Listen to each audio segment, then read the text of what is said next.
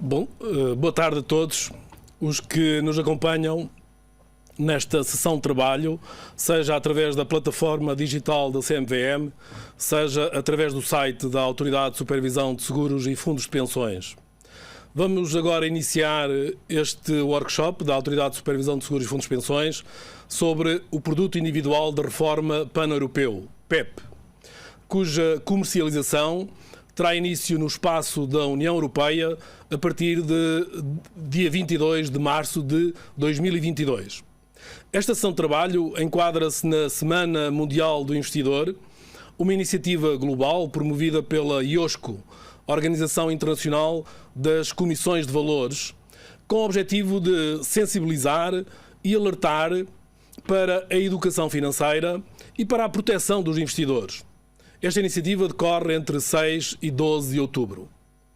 Numa época em que o tema da poupança das famílias portuguesas continua em debate e que a qualidade de vida depois da reforma se apresenta como uma das maiores preocupações das atuais gerações, o PEP surge como um produto individual de reforma alternativo, com o objetivo de acompanhar a mobilidade dos trabalhadores e abrir e atrair a população mais jovem, mas também, naturalmente, investidores e outros aforradores.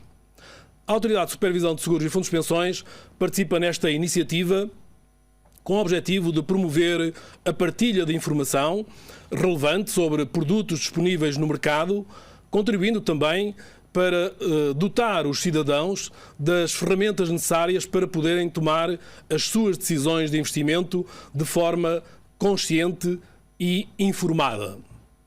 Para iniciar os trabalhos e de acordo com o programa que divulgamos ao longo desta semana, o meu colega Dr. Hugo Borginho, diretor do Departamento de Análise de Riscos e Solvência, irá apresentar alguns indicadores de contextualização sobre o panorama atual da poupança em Portugal. Logo de seguida, o Dr. Eduardo Pereira, diretor do Departamento de Supervisão Comportamental da ASF, irá apresentar-nos uma síntese das principais características do produto individual de poupança-reforma pan-europeu. O objetivo é informar o consumidor, naturalmente, apontando os principais cuidados a ter na interpretação da informação pré-contratual e contratual associada ao PEP. Por último, mas não menos importante, o Dr. Eduardo Antunes, coordenador técnico no Departamento de Política Regulatória da ASF, irá analisar aspectos particulares do regime dos PEP que, na realidade, justificam a sua dimensão europeia e a sua qualificação como produto pan-europeu. Mais uma vez, sejam bem-vindos. Espero que a sessão decorra de forma útil para todos. Passo agora a palavra ao meu colega, Dr. Hugo Borginho. Muito obrigado, Dr. Rui Fidalgo, e boa tarde a todos os que nos acompanham. Eu irei então fazer aqui uma breve apresentação introdutória sobre o panorama da poupança, quer a nível europeu, quer a nível nacional, no sentido de contextualizar então depois a abordagem prosseguida pelos meus colegas de apresentação deste produto do PEP. Portanto, iniciando com a taxa de poupança dos particulares, portanto, e como representado neste gráfico, portanto, nota-se que a taxa de poupança em Portugal tem-se situado consistentemente abaixo da média da área do euro. Naturalmente vemos aqui em 2020 um aumento esse que foi sentido quer a nível europeu, mas também em Portugal, e que reflete naturalmente a conjuntura causada pela pandemia por Covid-19, que naturalmente teve um impacto, as medidas restritivas tiveram um impacto sobre o consumo, que se refletiram também no aumento da poupança, mas como se vê é uma questão conjuntural que não diminui as conclusões de longo prazo. Olhando agora para o património dos particulares, ou seja, para a composição da riqueza, temos aqui também estes gráficos que espelham numa perspectiva de mais longo prazo aquilo que tem sido a evolução da parcela do património dos particulares. É evidente em particular o peso que a habitação tem na riqueza dos particulares, que de quase metade do total do património, E depois temos também a componente do numerário de depósitos, que apresenta uma percentagem relevante, aliás, de 46%, quando nos cingimos ao âmbito dos ativos financeiros. Olhando para a categoria seguros e pensões, que é onde se enquadra esta iniciativa do PEP, notamos que esta categoria se concentra 7,7% do património, ou de 15% quando olhamos apenas na ótica dos ativos financeiros. Olhando agora para uma comparação a nível europeu, e aqui com base em informação do inquérito de 2017, o inquérito conduzido pelo BCE, portanto, nota-se aqui também que a percentagem de famílias, isto num inquérito bastante alargado, com milhares de famílias, portanto, a percentagem de famílias que manifestou ter planos voluntários de pensões / seguros na área do euro era de 28,4%. No entanto, quando olhamos para a mesma percentagem em Portugal, era de apenas 13,2%. Na perspectiva da poupança de longo prazo, releva naturalmente olhar para aquilo que é portanto, o rendimento no pós-reforma. E, portanto, aqui em Portugal temos a maior parte, portanto, temos aqui o grande papel desempenhado pelo Sistema Público de Segurança Social, que é um sistema naturalmente de repartição, que assenta na solidariedade intergeracional e, portanto, para a sustentabilidade técnica deste sistema são bastante relevantes as políticas, nomeadamente ao nível do emprego e também da natalidade. No entanto, o envelhecimento da população, que resulta quer do aumento progressivo que se assiste na esperança média de vida e também da baixa da natalidade, tem vindo a colocar uma pressão crescente na sustentabilidade financeira deste sistema público de pensões. Portanto, e em particular quando se observa as projeções em termos do rácio de trabalhadores ativos versus reformados, nota-se de facto essa tendência decrescente. Olhando para a taxa de substituição das pensões do sistema público, e aqui com base no relatório publicado pela Comissão Europeia em 2021, portanto o Aging Report, um relatório bastante conhecido nesta área, nota-se que, de acordo com as projeções de longo prazo da Comissão, que naturalmente tem subjacente um conjunto de pressupostos que naturalmente são sempre discutíveis, mas de qualquer forma deixam aqui sinais de alerta do ponto de vista da diminuição significativa projetada da taxa média de substituição dos rendimentos no pós-reforma, ou seja, da passagem da última remuneração para a primeira pensão. E, portanto, temos aqui uma projeção, por exemplo, de passagem de 74% em 2019 para 41,4% em 2070. Olhando agora para a perspectiva dos regimes complementares de pensões, e isto na lógica naturalmente de complemento ao pilar fundamental que é o sistema público, temos aqui alguns indicadores sobre os regimes complementares de pensões a nível nacional. Em particular temos aqui as componentes das pensões profissionais, portanto onde temos em particular a poupança inscrita nos fundos de pensões fechados e também nas adesões coletivas a fundos de pensões abertos, bem como a pólices de seguro de grupo, portanto tem um total de 21 mil milhões de euros de total de ativos, e depois temos também as poupanças individuais com um montante da mesma ordem de grandeza, onde em particular os PPRs, os planos de poupança-reforma, é um instrumento que é de grande relevância nesta esfera da poupança individual. No entanto, agora fazendo aqui a comparação internacional e agora no seio da OCDE, temos aqui também alguns indicadores retirados de um relatório da OCDE, de Global Pension Statistics, também para salientar e enquadrar a poupança em Portugal nesta vertente dos regimes complementares de pensões. E ainda que deva deixar algumas ressalvas sobre a informação, porque naturalmente pode haver aqui algumas lacunas no reporte dos países. No entanto, esta informação publicada pela OCDE, mais representativa nesta área, é evidente, por exemplo, o peso dos regimes complementares em Portugal de 20% do PIB, que compara com uma média na OCDE de 91,5%. Naturalmente, as circunstâncias, a arquitetura nacional de cada país, a importância do pilar público, o próprio tipo de veículos que são utilizados no financiamento dos regimes complementares são todos relevantes para explicar algumas das diferenças. No entanto, ainda assim, na perspectiva global, é também evidente aqui a taxa de poupança mais baixa neste âmbito complementar. Olhando agora em particular para a evolução dos PPRs como um instrumento de grande relevância e grande importância a nível nacional, na poupança individual para a reforma, temos aqui também alguma informação sobre a evolução, quer em termos do número de subscrições, quer em termos dos próprios montantes investidos. E como é evidente aqui também no gráfico, nota-se, portanto, depois de um crescimento rápido até 2010, portanto, fruto também da crise financeira que se sentiu no início da década, verificou-se uma redução dos números de subscrições que tem vindo progressivamente a aumentar apenas no passado mais recente, embora o último ano também tenha sido de quebra.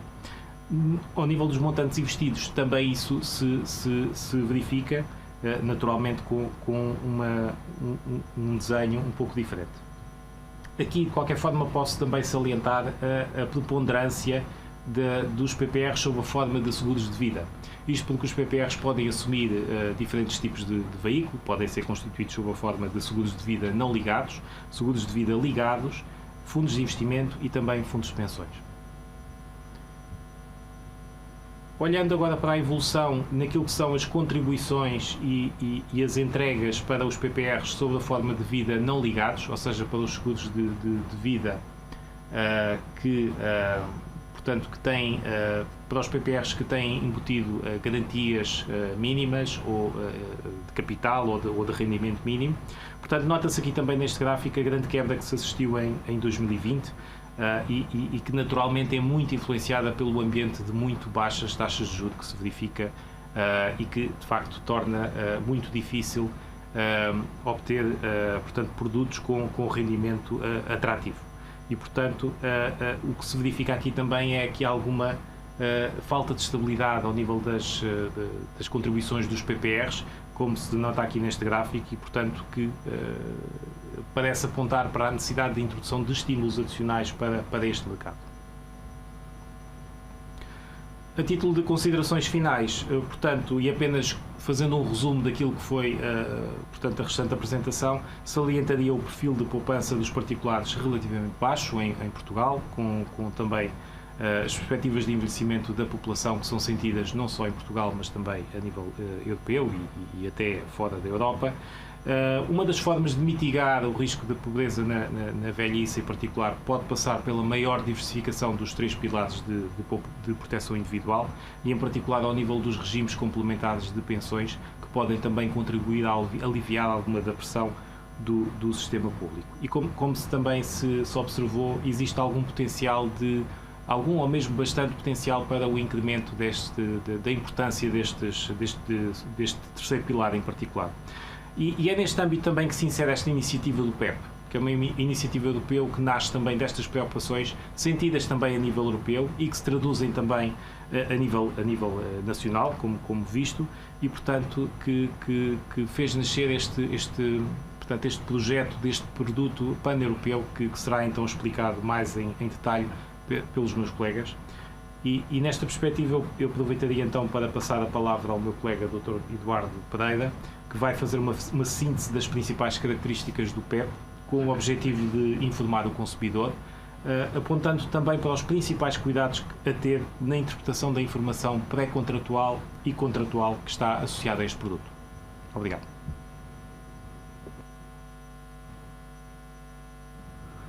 Ora, boa tarde a todos, boa tarde a todos os que nos acompanham nesta jornada de trabalho. Como o Dr. Borginho referiu, o ponto central da minha apresentação está relacionada com a apresentação do produto do PEP naquilo que neste momento é possível já avançar e que decorre muito do regulamento do PEP, na perspectiva de enquadramento e também de alguma forma de apoio ao consumidor que depois terá, quando este produto for lançado, em 2023, de proceder às suas escolhas. Um facto que liga com a apresentação que o Dr. Borginho agora apresentou é que apenas 27% dos cidadãos da União Europeia com idades entre os 25 e os 59 anos possui um plano de pensões individual. Portanto, esta fotografia que é de 2019 e que se encontra no fact sheet da Comissão Europeia relativa ao PEP, enquadrada com a evolução que foi referida agora pelo Dr. Borginho, de facto levou a que a Comissão Europeia avançasse com uma proposta no sentido de criar um novo produto de poupança com aplicação em todos os países da União Europeia e definindo um conjunto de regras harmonizadas que garantam uma maior proteção do investidor.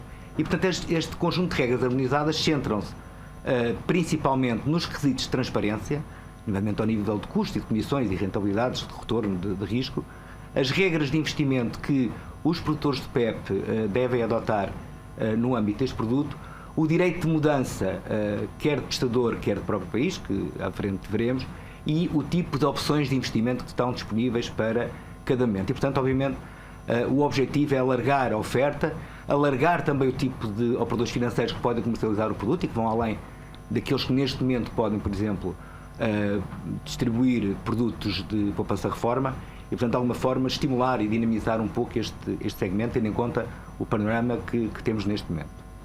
Portanto, o que é um PEP como conceito? O que é um PEP? É um produto individual de poupança, subscrito voluntariamente e que pode ser subscrito a nível pan-europeu.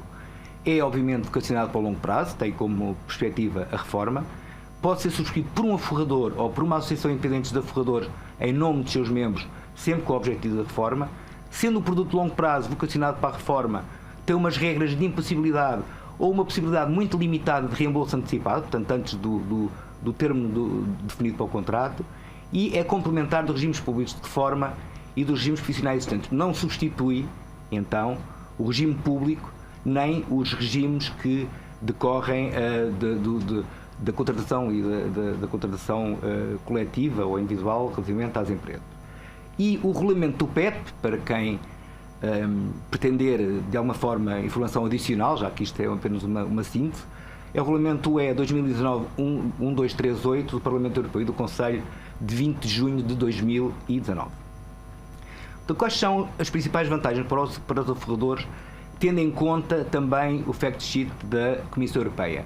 É uma opção de investimento simples e acessível, através de um produto padrão, como nós veremos a seguir, tem uma total transparência do produto, incluindo no que se refere, ou diria mesmo, especialmente no que se refere aos custos e comissões associados, tem um aconselhamento completo obrigatório, portanto não pode ser dispensado em circunstância alguma, é um produto flexível e, portanto, é também adaptável às características nacionais, aos produtos habitualmente comercializados, é um produto competitivo com a possibilidade de alteração das condições escolhidas inicialmente pelo aforrador, permite alterar as opções de investimento sem mudar o produto que tem contratado, é um produto atrativo e moderno e é um produto portável, como veremos adiante, que permite continuar a investir no mesmo produto, mesmo que o aforrador mude a sua residência para outro Estado-membro da União Europeia. As definições principais, para nos situarmos claramente: o prestador de PEP é a instituição financeira autorizada a conceber um PEP e a distribuí-lo, portanto é a empresa que desenha o produto. O distribuidor é uma instituição financeira autorizada a distribuir um PEP que não tenha sido por ela criado, uma empresa de investimento que presta aconselhamento em matéria de investimento ou um mediador de seguros, de acordo com o que o regulamento do PEP determina. O aforrador em PEP é a pessoa singular que celebra um contrato de PEP com o prestador de PEP. O beneficiário de PEP é a pessoa singular que recebe benefícios de PEP. O serviço de portabilidade, que referi há pouco, é um serviço que confere aos aforradores o direito de continuarem a contribuir para a sua conta de PEP, mesmo se mudarem de residência dentro da União Europeia, para outro Estado-membro. A fase de acumulação é o período durante o qual são acumulados ativos numa conta de PEP, portanto é a fase de investimento, e que se prolonga normalmente até ao início da fase de pagamento. E a fase de pagamento é o período durante o qual os ativos acumulados podem ser levantados para financiar a reforma ou outras necessidades de rendimento. Obviamente a fase de pagamento, neste caso, do lado, ou tendo em conta a ótica do prestador de PEP. A comercialização é possível, teoricamente, a partir de 22 de março de 2022. No entanto, primeiro tem que ser feito um pedido de registro pelos prestadores de PEP à Autoridade Nacional competente e depois de decisão desta autoridade, nomeadamente quanto à conformidade dos PEPs apresentados com o regulamento do PEP, os PEPs são depois registados pela IOPA, sendo este registro válido para toda a União Europeia. Quais são as entidades, então, que podem ser prestador de PEP? As empresas de seguros que exercem atividade no ramo vida, as sociedades gestoras de fundos de pensões, as instituições de crédito, as empresas de investimento ou de gestão, eu simplifiquei aqui na apresentação, as empresas de investimento autorizadas nos termos da Diretiva 2014-65 do UE que prestam serviços de gestão de carteiras e empresas de investimento ou de gestão autorizadas nos termos da Diretiva 2009-65 CE, portanto estes dois estes dois capítulos, estes dois tipos de prestador, e finalmente os gestores de fundos de investimento alternativos. O pagamento de benefícios, portanto, quando se chega à fase de pagamento, os benefícios podem ser pagos sob a forma de rendas, sob a forma de uma prestação única de capital, uma forma de prestação regulares de capital, e neste caso a distinção entre as prestações regulares de capital e as rendas são que as rendas têm um valor pré-determinado e as prestações regulares de capital podem ser discricionariamente escolhidas pelo beneficiário e, portanto, pode fazer levantamentos em capital de montantes diferentes e combinações das anteriores. Apesar do pagamento dos benefícios poder, do ponto de vista do regulamento do PEP, ser feito destas formas, o próprio regulamento tem um incentivo a que se dê alguma vantagem ou algum enfoque ao pagamento sob a forma de rendas para evitar que as situações de prestação única de capital eventualmente possa levar a uma alienação do valor recebido pelo PEP e, portanto, tenta privilegiar que o pagamento seja feito mais sob a forma de rendas. Ao nível do aconselhamento que eu falei há pouco, os prestadores de PEP devem prestar um aconselhamento completo antes da celebração do contrato, para que estes possam tomar uma decisão informada e escolher o produto mais adequado às suas origens, às necessidades. E esta decisão informada e o produto mais adequado está sublinhado exatamente porque é o foco que o regulamento traz para a prestação de informação e a parte do aconselhamento ao aforrador, no sentido de ele estar perfeitamente informado daquilo que está a adquirir. E, portanto, em particular, os prestadores de PEP e os distribuidores de PEP devem especificar as exigências e as necessidades dos potenciais aforradores em PEP, no que se diz respeito à sua forma, devem prestar um aconselhamento completo sem qualquer exceção e fazer um teste de adequação a todos os aforradores em PEP e, no caso do PEP base, que o meu colega Dr. Eduardo Antunes a seguir irá detalhar um pouco mais, oferecer aos aforradores em PEP um plano de reforma individual no início da fase de pagamento e, neste caso, incluindo uma recomendação pessoal sobre a forma mais adequada de pagamentos. As opções de investimento. Cada PEP pode disponibilizar até 6 opções de investimento e estas opções de investimento estão ou tentam ir ao encontro da apetência pelo risco que o investidor apresenta. No entanto, uma destas 6 opções deve constituir o PEP base, que é uma opção de investimento padrão, que é obrigatória e que tem características específicas determinadas pelo regulamento PEP, que o Dr. Eduardo Antunes a seguir referirá. E na fase de acumulação, o aforrador pode sempre alterar a sua opção de investimento após um mínimo de 5 anos a contar da celebração do contrato ou da alteração mais recente da opção de investimento. Os prestadores podem estabelecer prazos mais curtos e esta alteração é gratuita. O legislador europeu e o nacional têm vindo a incluir, ultimamente, nas iniciativas legislativas, sempre os chamados fatores de sustentabilidade, portanto, fatores que estão relacionados com fatores ambientais, sociais e de governo, aquilo que se chama, em denominação anglo-saxónica, os fatores ESG. E, portanto, os fatores ESG são aqueles que reúnem os critérios ambientais, portanto, dizem respeito à forma como uma empresa exerce a sua atividade do ponto de vista de defesa do ambiente, critérios sociais, que estão relacionados com a forma como uma empresa gera a sua relação com os empregados, os fornecedores, os clientes e as comunidades onde se inserem, e os critérios de governação que dizem respeito à forma como lideram a empresa e a sua abordagem em matéria de remuneração dos executivos, auditorias, etc. Portanto, estes fatores ESG têm progressivamente sido importados para as sucessivas iniciativas que se têm vindo a verificar. E, portanto, os prestadores do PEP devem também, neste âmbito, fornecer aos forradores informações sobre o desempenho do investimento do PEP no que diz respeito a estes fatores, quando disponíveis, e o modo como a política de investimento adotada tem também em consideração os fatores ESG, especialmente na declaração sobre os benefícios do PEP que veremos a seguir. O legislador europeu tem também vindo a apostar na definição de modelos, templates de prestação de informação que permitam sintetizar de uma forma clara, transparente, objetiva e comparável, permitindo também uma comparabilidade dos principais produtos. Já fez isso nos ramos no Vida, através do documento informativo de informação sobre produtos seguros, fez também nos PRIPs, através do documento de informação fundamental, e também aqui no PEP estabelece o modelo de documento de informação fundamental que é padronizada e que tem uma descrição também dos benefícios da reforma e dos custos associados ao produto.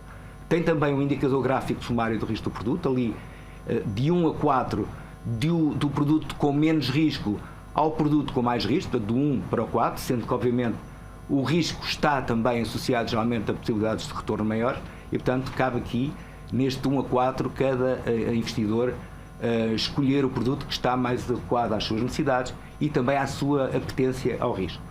Portanto, o DIF tem 6 secções.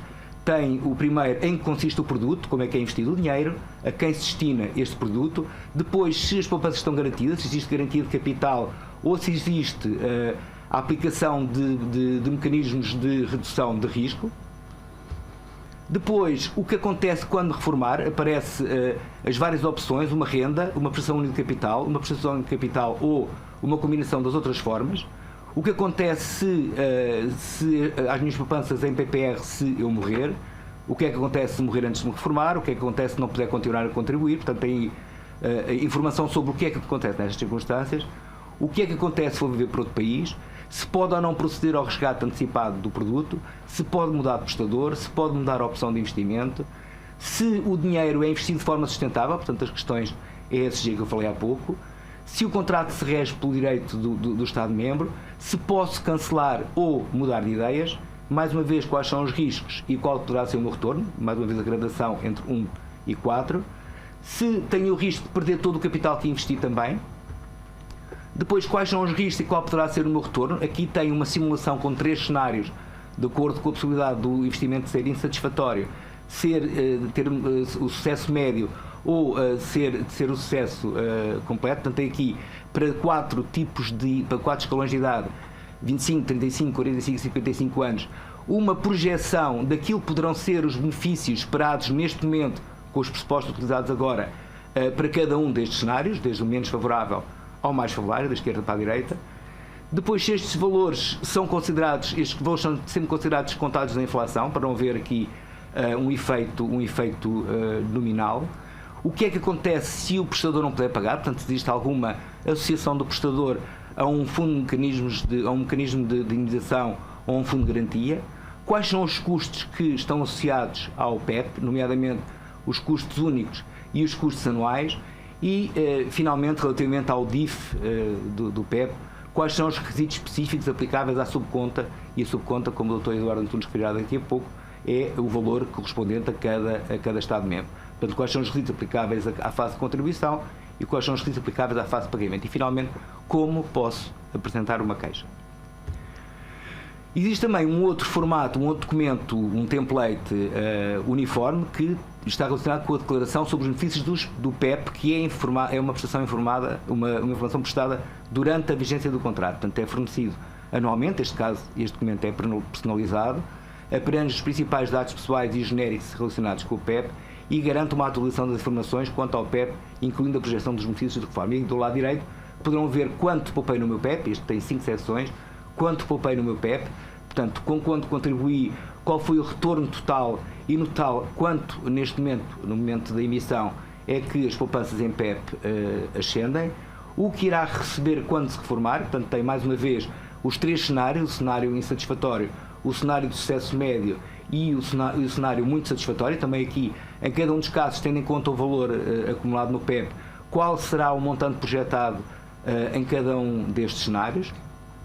Que alterações sofreu o meu PEP nos últimos 12 meses, portanto tem o valor num determinado mês e depois tem as contribuições que são entregues durante esse período, durante um período, o retorno que foi afetado, depois os custos individualizados, os custos administrativos, os custos de guarda de ativos, os custos de transação e depois no final a posição de quanto é que o PEP, ou o valor em PEP neste momento, no momento da emissão, vale. Finalmente, quais os fatores-chave que afetam o desempenho do PEP, quer ao nível de técnica de redução de risco, quer ao nível da sustentabilidade e depois, de acordo com a opção de investimento, qual foi o desempenho, e tem aqui um gráfico de barras com a evolução do risco e retorno, obviamente sendo sempre uma projeção que não garante que o desempenho futuro siga na mesma linha. E finalmente, as condições, informação importante, quanto às alterações que o PEP, a alteração de condições que o PEP eventualmente tenha sofrido, e mais informação sobre direitos e opções que é colocado com o prestador, finalmente, onde poderei receber mais informação e, portanto, geralmente no site do prestador, onde esta informação, conjuntamente com outra que é relevante, estará sempre disponível. Portanto, esta era a apresentação que eu tinha preparado. Agora passaria então ao Dr. Eduardo Antunes, que irá centrar-se nas questões relacionadas com a portabilidade, com o PEP base e, portanto, com as questões mais de enquadramento europeu e de funcionamento do PEP ao nível de passagem de um Estado-membro para outro Estado-membro. Obrigado. Muito obrigado, Eduardo. Muito obrigado pela apresentação. Boa tarde a todos aqueles que nos estão a acompanhar os trabalhos.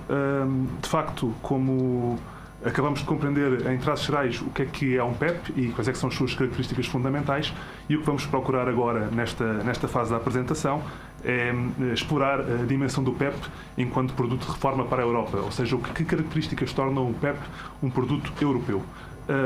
Vamos ver algumas características do PEP que nos levarão a concluir por esta dimensão europeia e chegar à conclusão que estamos perante um produto com características relativamente diferentes de outros produtos que temos hoje disponíveis no mercado. Antes disso, contudo, e correndo aqui um pequeno risco de alguma repetição, é importante ir ao pressuposto da elaboração deste regulamento por parte da Comissão, de onde é que a Comissão Europeia partiu e o que é que pretendia atingir com este regulamento. Portanto, nós tínhamos como ponto de partida um mercado europeu dos produtos individuais de reforma fragmentado e com oferta dispar em comparação entre os vários Estados-membros. A lógica do PEP é, assim, criar um produto que pudesse ultrapassar estas dificuldades e que pudesse fornecer aos aforradores europeus, portanto a todos os cidadãos europeus, uma forma de investir e de beneficiar na poupança para a reforma do mercado único presente na União Europeia. Não por esta forma e por isso mesmo está incluído o PEP como uma proposta da União dos Mercados de Capitais, com o objetivo de atrair mais investimento de pequenos investidores. E assim, como objetivos do PEP, temos a intenção de ser um produto com portabilidade, ou seja, um produto que possa seguir a pessoa ao longo da sua vida, um produto de natureza de poupança a longo prazo, a tal vocação de poupança-reforma que já foi aqui explicada. Temos como público-alvo principal as pessoas jovens ou os trabalhadores móveis, na tal lógica de possibilidade de passagem de fronteira com o produto atrás, e uma nova opção de produto complementar de reforma que seja mais eficiente em termos de custos, que abrisse novas oportunidades de investimento a longo prazo para os aforradores e que tivesse uma elevada mobilidade no território do mercado único. Vamos então ver que características é que podem tornar este produto um produto europeu e nesta pequena apresentação vamos falar inicialmente de 3 conceitos muito relevantes que vão dar ao PEP a característica de mobilidade e de produto transfronteiriço. Uns desses conceitos são específicos do PEP, outros são já conhecidos daquilo que é o setor financeiro e a legislação setorial que é aplicável. O primeiro deles, desse conceito, é o regime do passaporte, portanto a possibilidade da prestação de serviços num outro Estado-membro ou liberdade de estabelecimento, portanto isto é algo que já é conhecido no setor financeiro, e depois temos 2 conceitos relativos à mobilidade, um deles é a portabilidade e o outro a facilidade de mudança de prestador. Além de analisarmos estes 3 conceitos, vamos ver ainda algumas características do PEP que justificam que ele tenha o tal carimbo europeu de um produto transnacional, e uma dessas características é a tal opção simples de investimento para toda a Europa, denominada de PEP base. E depois vamos também analisar o registro central do PEP a nível europeu, percebemos que se calhar é mais que um mero constrangimento burocrático, mas tem também uma função de auxílio ao aforrador e vamos ver qual é que ela é.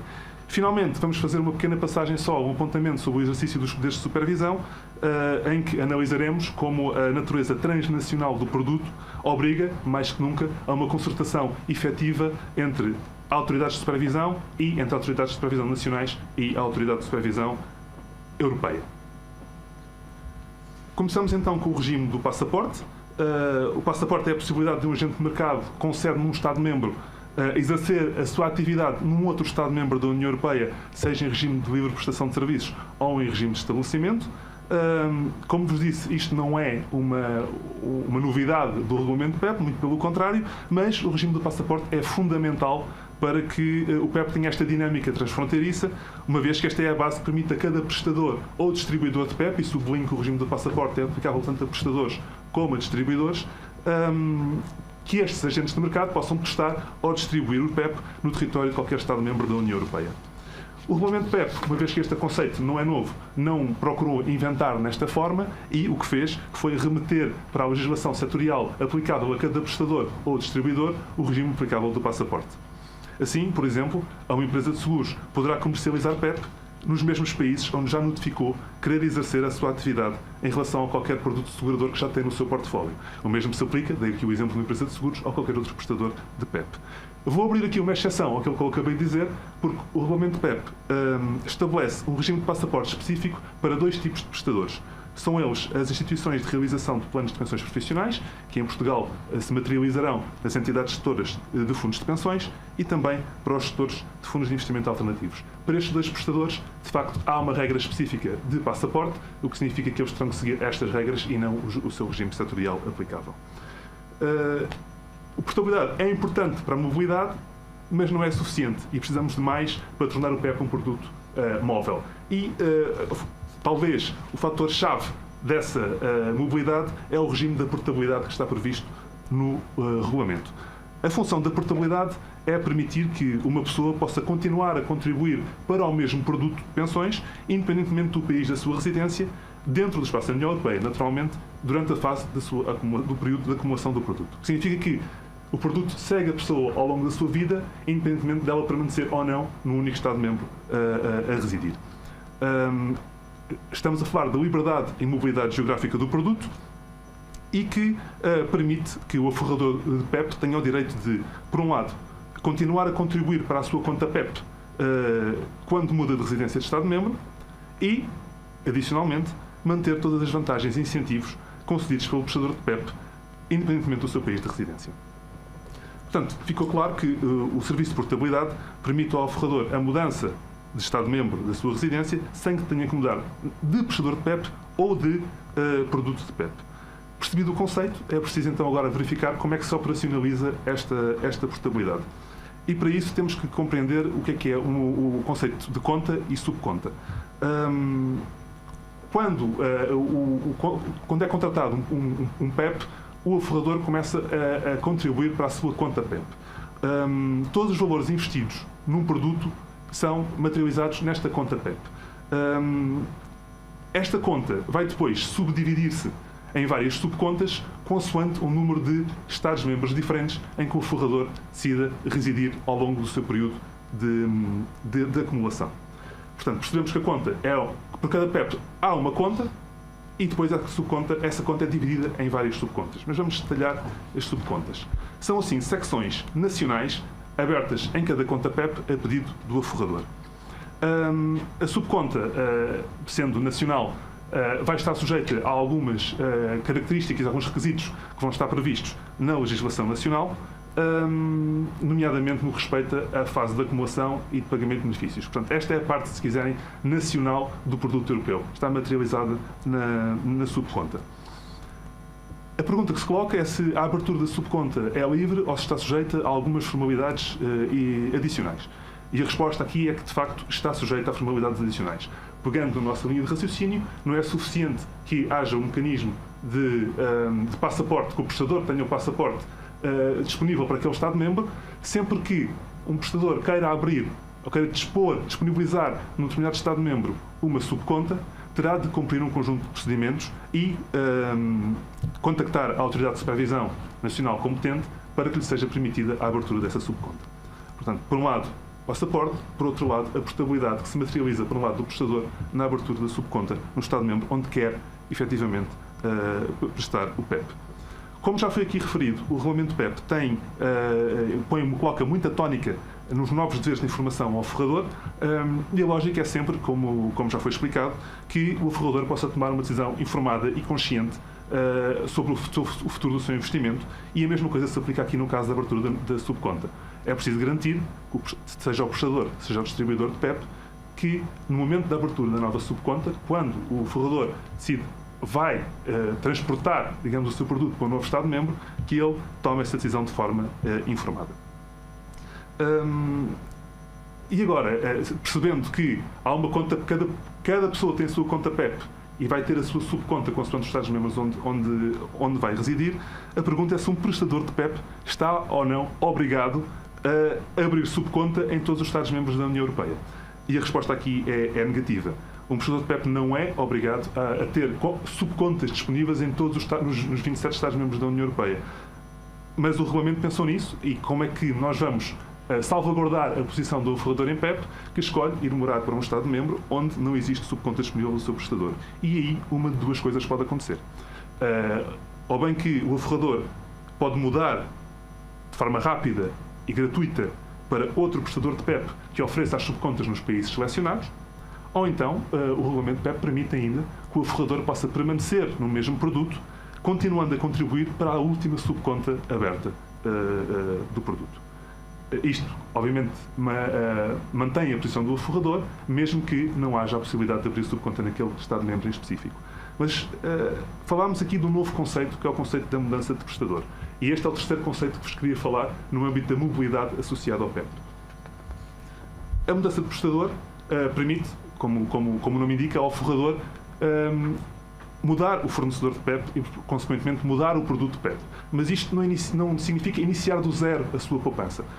A mudança de prestador, o regime da mudança de prestador, opera-se com a transferência dos montantes de uma conta PEP pré-existente para uma nova conta PEP, em que esses montantes, esses ativos, são transferidos de uma conta para outra, incluindo a estrutura das subcontas pré-existente. A mudança de prestador pode ser interna, quando o novo prestador opera no Estado-membro do prestador anterior, ou pode ser transfronteiriça, quando o novo prestador opera num Estado-membro diferente do prestador anterior. Vimos assim que a portabilidade, juntamente com a facilidade que o regulamento permite para a mudança de prestador, confere então ao PEP um verdadeiro rótulo europeu para a existência do mercado europeu de PEP. Mas a facilidade da mudança de prestador ainda não vimos no que ela se materializa na verdade. Porque é fácil mudar de prestador? E há três circunstâncias fundamentais que caracterizam esta facilidade. Em primeiro lugar, é algo que é potestativo ao forrador, ou seja, a mudança de prestador depende do forrador pretender mudar de prestador de PEP. Em segundo lugar, isto tem a ver com o momento em que isso é possível fazer. O regulamento PEP dá uma enorme liberdade ao forrador para escolher ao longo da sua vida se pretende ou não mudar o seu produto e mudar o seu prestador. Isto materializa-se no facto da mudança de prestador poder ocorrer tanto na fase de acumulação como na fase do pagamento, o que significa que é mesmo durante toda a vida do produto é possível aceder a este regime. E, finalmente, o terceiro, o motivo de facilidade de mudança de prestador, e porventura talvez o mais importante, é a existência de um regime de taxas máximas aplicável à mudança. Uma taxa de mudança de prestador muito elevada, naturalmente, iria inibir o forrador de utilizar este regime e, por essa forma, prevendo isso, o regulamento PEP prevê uma taxa máxima por este serviço, pelo serviço de mudança de prestador, de 0,5% dos montantes correspondentes a transferir. Atenção que esta taxa máxima não é uma taxa máxima obrigatória, tem que ser custos reais que, no máximo, atingem os 0,5% dos montantes a transferir. É importante salientar ainda, na mudança de prestador, que o forrador terá direito a esta possibilidade a cada 5 anos de investimento. Tal não implica que não possa ser feito antes, mas as condições da mudança não serão estas que eu acabei de escrever, serão aquelas que forem ou acordadas com o prestador ou aquelas que possam estar definidas no âmbito do direito nacional. Mais uma vez, e esta é uma tónica recorrente ao longo do regulamento, tal como a abertura da subconta, a mudança de prestador obriga tanto o prestador ou o distribuidor em causa, envolvidos, a fornecer aos ofertadores todas as informações necessárias para que este possa, mais uma vez, tomar uma informação esclarecida e informada sobre o novo prestador que vai contratar. E, com estes três conceitos, vimos a natureza transfronteiriça e móvel do PEP. Mas não é só desta natureza, desta facilidade geográfica, não é só por isso que o PEP se torna um produto europeu. Na verdade, há um conjunto de características do PEP e de suas facetas que materializam também essa sua dimensão europeia. E uma delas prende-se precisamente com o PEP Base, que é uma forma de investimento, uma modalidade de investimento de um produto. Como já tinha sido previamente aludido, cada PEP pode ter até 6 opções de investimento. A primeira opção de investimento, digo a primeira porque será a base, a padrão, é denominada o PEP Base e é obrigatória em todos os PEPs. Ou seja, nenhum prestador pode colocar um PEP no mercado sem que tenha esta opção padrão de investimento disponível. A lógica por trás do PEP Base é fornecer ou disponibilizar ao forrador um produto simples de compreender, que seja seguro em termos de preservação do capital investido e eficiente em termos de custos. Portanto, estas são as 3 grandes características do PEP Base, que naturalmente terá por cliente, digamos assim, um perfil de investimento mais conservador e com um grande objetivo de reaver na totalidade o capital investido. E como é que o PEP Base garante que o forrador vai reaver esse capital investido? Uma de 2 características têm de estar presentes. Ao bem que o PEP Base tem subjacente a aplicação de técnicas de redução de risco para assegurar essa preservação do capital investido, portanto é a forma como o investimento é feito que assegura que esse capital permanecerá, ou então existe uma garantia do capital investido. O PEP Base é expectavelmente a opção mais popular do PEP e que mais facilmente poderá chegar a maior número de forradores. Nessa lógica, e de novo voltamos à tónica sempre presente do regulamento PEP dos deveres de informação, é obrigatório que cada prestador de PEP tenha um documento de informação fundamental, específico e próprio para a sua opção de PEP Base. Não pode misturar o DIF PEP do PEP Base juntamente com as outras opções de investimento. Tem que ser autónomo. Por outro lado, a atratividade do PEP Base assenta também na limitação de custos e taxas a que este produto pode ser sujeito. Estes custos e taxas não podem exceder 1% do capital acumulado por ano e incluem já aqui as taxas, nomeadamente com custos administrativos, custos de investimento ou custos de distribuição. Tal como falei anteriormente, isto é um limite máximo das taxas, não quer dizer que tenha que ser atingido, estamos a falar de custos reais, portanto tem que haver uma justificação do custo, são custos reais que podem atingir no máximo 1% do capital acumulado por ano. Um outro aspecto do PEP, que também tem muito a ver com a sua natureza europeia, relaciona-se com o registro central, como já foi aqui também brevemente aludido. Para que um prestador possa prestar um PEP, ele tem que estar registado primeiro junto da respectiva autoridade competente. Mas isto não chega. Portanto, temos um registro de produto nacional, mas depois é necessário também que esse registro nacional se converta, ou seja, passado para o registro central, que é organizado e disponibilizado pela IOPA, pela Autoridade Europeia de Seguros e Pensões Complementares de Reforma. A lógica deste registro central é que haver uma base de dados que contenha todos os PEPs disponíveis no mercado europeu. E permite, por um lado, assegurar que só são distribuídos no mercado produtos com a designação PEP que efetivamente o sejam, que estejam registados nesse registro central.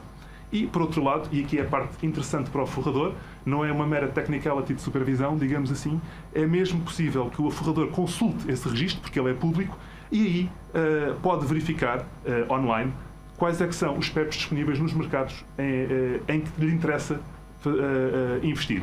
Por exemplo, um forrador que está em Portugal e pretende mudar para outro país da União Europeia pode consultar o registro central e verificar quais é que são os PEPs que têm estas subcontas disponíveis. Por isso, o registro central funciona também em função da mobilidade. A característica europeia do PEP vai obrigar também a uma concertação muito grande entre autoridades competentes e a EIOPA, já que, por um lado, o prestador de PEP apresenta o seu pedido de registro na Autoridade Nacional e é depois, via Autoridade Nacional, que é passada a informação à EIOPA e, via Autoridade Nacional, que o registro da EIOPA é comunicado ao prestador para que ele possa iniciar a sua comercialização. Mas, por outro lado, não é só no registro que esta concertação terá de ser feita, ela também terá de ser feita a nível da supervisão. E este é o último tópico que eu vos queria passar hoje, que de facto, e isto já é uma consequência, não é tanto uma causa, mas é uma consequência da natureza europeia do produto, é o facto de obrigar a uma concertação entre autoridades de supervisão e muito mais efetiva e muito mais estreita entre autoridades de supervisão competentes e a EIOPA. Isto porque a supervisão é feita pela Autoridade Nacional, mas qualquer ação que seja tomada pela autoridade nacional num determinado produto tem que ter em conta que esse produto é distribuído em mais que um Estado-membro, logo tem que haver concertação com as autoridades nacionais dos Estados-membros relevantes e, ao mesmo tempo, com a autoridade central, que tem o poder geral de coordenação da supervisão a nível europeu, que é a EIOPA. De facto, a EIOPA tem, neste caso, e no caso dos PEPs, poderes próprios de supervisão de produto, por um lado, um papel de facilitação e coordenação, para garantir que há práticas uniformes de supervisão do produto em todos os Estados-membros, e, por outro lado, também tem poderes de intervenção no produto, mas, mais uma vez, ninguém pode agir sozinho no que respeita à supervisão e mesmo a EIOPA tem também que ouvir as autoridades de supervisão competentes nesta matéria.